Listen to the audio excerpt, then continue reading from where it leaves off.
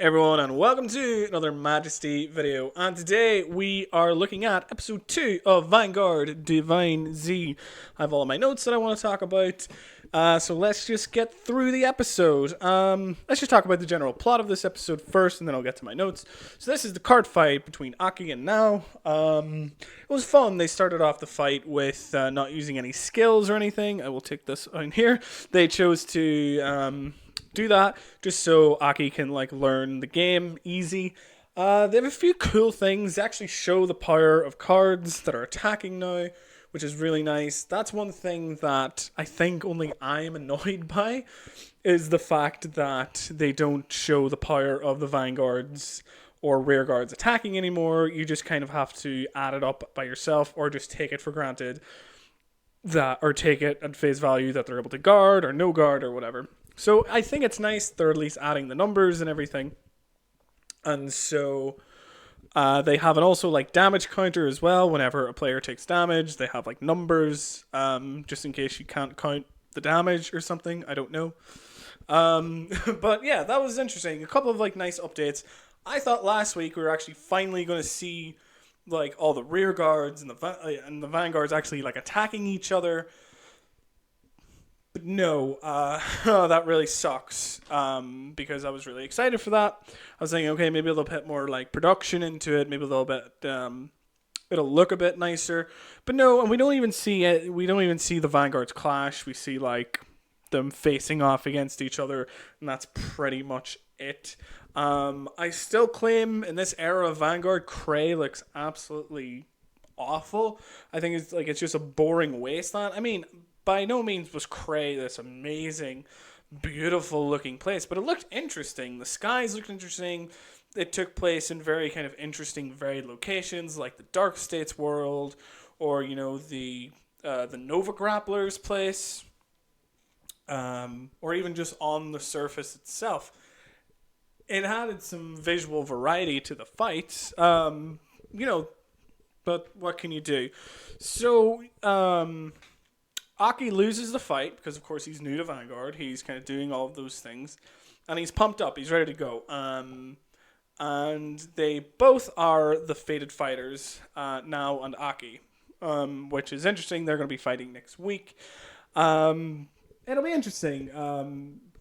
It's just kind of cool to see Now. I really like Now. I think she's a very adorable character, but I think she has some depth with her now at the end of the episode. So let's get into the notes.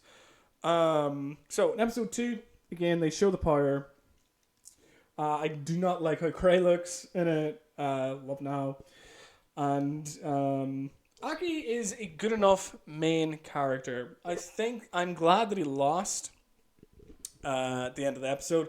I think that puts him above Chrono or Yu Yu, because it's just slightly interesting. I'm kind of glad that he's a newbie, but I think we're gonna have this problem again, to where it's just gonna be him winning. He can't lose. This is a situation where it's really, really annoying because your main character can't lose, and they can't learn in these big fights. Again, let's take Aichi, for example, probably the best example for a main character in a card game anime. He wins his first one, which was a fluke, pretty much, because he damage checked that heal trigger. But he loses against Misaki. He loses against Kamui. He loses against Kamui again. He loses against Korin. He loses. He loses. I think 4 out of whatever his first 6 fights were, or whatever. He doesn't start a winning streak until he gets to nationals, and even then he loses. He loses a lot. He loses a lot of important games, the national losses. He lost those. And, he lost in the semifinals of the shop tournament and everything. So those added stakes. He was very new to the game. He was winning. He was getting better. But he still wasn't to the level of these top players, which makes sense. You're not going to be the best player, as soon as you get on. It's just he has no room for error. He can lose kind of random fights that don't matter. That's fine. Like this one, it really didn't matter. It had no stakes. But the stakes that will have, the fights that he's in will have no stakes. Because he can't lose. And if he does, I'll eat my words right there. But he's not going to lose his next one, which comes on to another one of my notes here.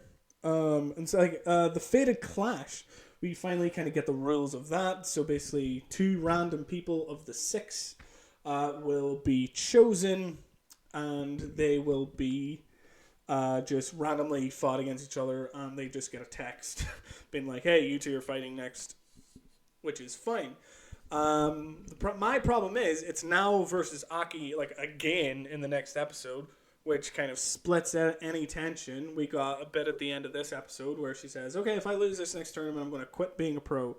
She's obviously fighting for something, and of course, I don't really care what she's fighting for right now. I haven't been able to get invested in what she wants and what her thing is. Again, she looks to be, she's like a main character, so obviously we want to get invested in what she wants and how she's going to change her fate or change whatever fate that she wants. So I'm kind of sad that like that's his first fight against her, which we know he's not as good as her. He can't be as good as her, and if he wins, then he's just going to steamroll the rest of them. You know? There was this funny thing after he's getting all into it, he's like writing down all these stuff, and he goes to Megami and he goes, this is all that I want, this is the list. And he buys 3 booster boxes, like a deck box, and a few things. It's like, why are you buying 3 booster boxes? Just buy it online or whatever. But again, this is like secondary market, doesn't exist or whatever in card game anime. You can't just buy it from some dude, either trade or something. But yeah, I just thought that was really funny. Yeah, I'm disappointed we know all the Fated fighters. The opening ruined, like, the opening spoiled it. It would have been kind of cool, like, Digimon Tamers is the thing where it started with, like, the rookie and then the champion, ultimate megas. They were all silhouetted until they were all kind of revealed throughout the show. I would have thought that would have been cool if we, like, had that kind of mystery until maybe the episode that they were in. Or we actually got to see that as the season went through, that we all kind of found out maybe like an episode before his fight, so we can kind of like characterize these characters a lot more, or you know, that we knew who the characters were, we can kind of maybe pick it out, but it wasn't just spoiled for us because there's really no tension now. There's no like mystery on who it's going to be. And they do this big silhouette. It's like, oh, Aki is like the first one, and then we see everyone's silhouette, but like we already know, so there's no kind of mystery to that. That's kind of it. That's all of my notes for the thing. It would have been nice if Aki versus now was like the final fight or the penultimate fight, where, you know, we get to build up these things because we already know that she has this whole kind of pro thing leaning on her, how well she does in this next tournament that she's in. But yeah, it'll be interesting. I just thought this was a fine episode. Apparently I had a lot to complain about it, but I thought it was a fine episode. I would give it maybe like a 7 out of 10. It's a nice, I really like the relationship between Aki and his sister. I think it's a really noble thing that he's doing. He's a noob. He doesn't really kind of want to play Vanguard. It was just kind of thrusted upon him. And he's like, okay, I need to get fired up about this. I need to learn. I need to build a deck, and I need to get better. And of course, you know, throughout the season, he'll learn to appreciate and enjoy the game for what it is, and not all these like high stakes. But I think it's nice that it's kind of this power has been thrusted upon him, and it's this thing that he kind of has to take up because he wants to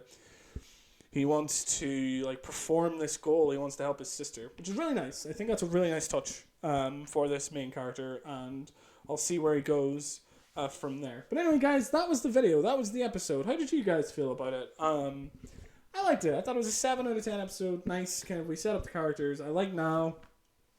You know, I like all the characters currently that we know of, and it's just will be a nice kind of thing. So anyway, thank you all for watching. Don't forget to like, comment, subscribe, and I will see you guys in the next video.